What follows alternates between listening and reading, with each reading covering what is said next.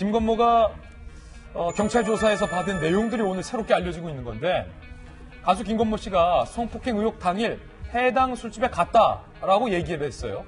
다만 술 마시는 내내 매니저와 함께 있었다며 여성과의 성폭행 의혹은 없다라고 관련 혐의는 전면 부인했습니다.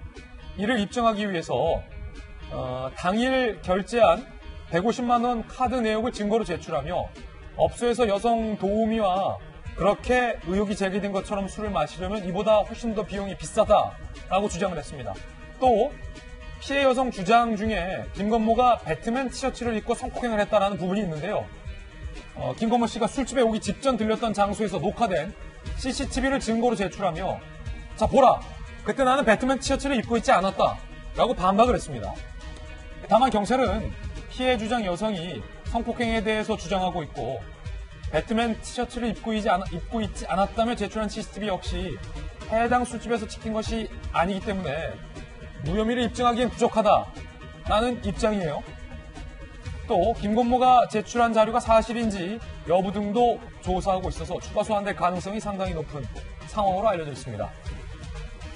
이것도 좀 어려운 문제인데 김영주 의원님. 일단은 네. 김건모 씨가 경찰 소환에 상당히 적극적으로 임하고 있고 뭐 2번이든 3번이든 불러라 다 나가겠다 자신 있어 하는 입장이에요.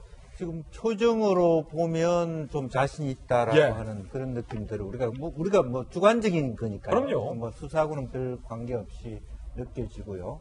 그런데 문제는 배트맨 티셔츠만 하더라도 그 사건 이후에 제작됐다는 것하고 본인이 낸 제출한 것이 그 업소에서 찍힌 CCTV가 아니라는 측면이 우리가 다시 한번 수사가 더 필요한 부분이라고 보여지고요. 또 실제로 보면은 150만 원이라는 돈을 얼마나 더 내야 되느냐 말아야 되는 거는 어떤 술집이냐에 따라 달라질 수 있기 때문에 그것도 또한 수사해야 될 지점이 아니냐 봅니다. 그러나 일단 기본적으로 지금 현재 보여지는 그냥 주관적인 태도로서는 상당히 많은 쟁론을 해볼 만한 그런 분위기 아닌가 싶습니다. 예, 이게 사실은 검사셨잖아요. 티셔츠를 입고 있었다. 여성은 그거를 기억해냈어요. 근데 김건모가 제출하면은 술집에 가기 직전인데 봐라. 배트맨 티셔츠 안 입고 있었다라고 일종의 반박을 한 거잖아요. 티셔츠가 중요한 그게 될 수 있습니까? 될 수는 있죠. 될 수 있다. 피해자 진술의 신빙성이라는 것은 어느 몇 가지에서 이제 무너지면 다 무너지는 거예요. 그런데 결정적으로 내가 분명히 그 당시에 김건모 씨가 배트맨 티셔츠 입은 것이 내 기억상 확실하다고 이렇게 확정적으로 얘기했느냐, 아니면 그 당시에 배트맨 티셔츠를 입었던 걸로 내가 생각이 되는데 이 정도 얘기했느냐에 따라 또 달라질 수 있는 부분이 있고요.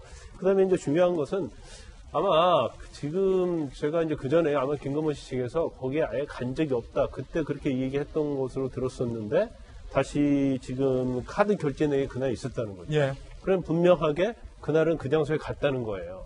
그럼 그 장소에 가서 이 피해자라고 주장하는 여자를 이제 만나지 않았냐. 이게 굉장히 중요한데. 공방이겠군요. 네. 그런데 일단 제가 수사관이라면 카드 결제 시간을 볼 것 같아요. 시간? 그렇죠. 그래서 그 여자가 주장하는 시간과 카드 결제 시간이면 들어가서 그 시간대가 과연 맞는지 안 맞는지 이제 그 부분이 중요할 것 같고, 그다음에 이제 CCTV를 증거를 제출했는데 이 CCTV에 보면 배트맨 티셔츠를 안 입었다고 하거든요.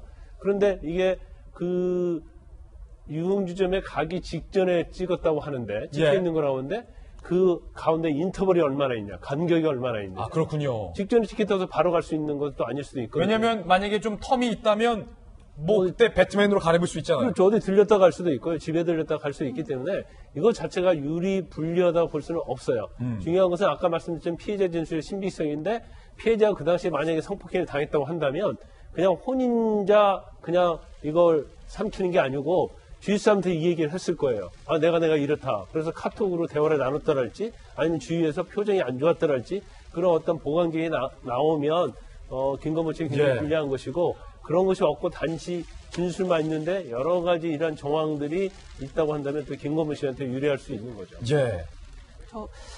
항상 이 사건뿐만 아니라 이제 연예인들의 어떤 문란한 사생활, 물론 성폭행은 또 이제 사법적 처리를 받아야 되는 문제지만, 문란한 사생활 문제가 이제 이 건 말고도 여러 번 이제 얘기가 되는데, 이제 많은 사람들이 또 한편으로는 연예인은 그냥 광대다, 공인이 아니기 때문에 너무 엄정한 잣대로 이 사람들에게 도덕적인 판단을 해서는 안 된다고 얘기를 하지만 저는 좀 다르게 봅니다. 왜냐면은 기업체들도 사실 장사꾼이지만 요즘 사회적 책임 경영이라고 해가지고 가치를 추구해야 되는 그런 사회거든요. 이 연예인들도 굉장히 많은 돈을 벌고 또 광고에 나오잖아요. 일반인들은 이 연예인 아까 광고 장면도 지금 나오고 있지만 특정 연예인이 광고를 하기 때문에 믿고 산단 말이에요. 예. 그런데 그 사람이 이렇게 사회적으로 무리를 일으키는 문제가 많았던 사람이라는 걸 안다면 사지 않겠죠. 그렇기 때문에 단순히 광대이기 때문에 그냥 뭐 좀 너무 그렇게 엄정하게 보지 말라는 말에 대해서 저는 좀 반대하고요. 도덕적으로도 깨끗한 삶을 살도록 노력해야 된다고 생각합니다. 예.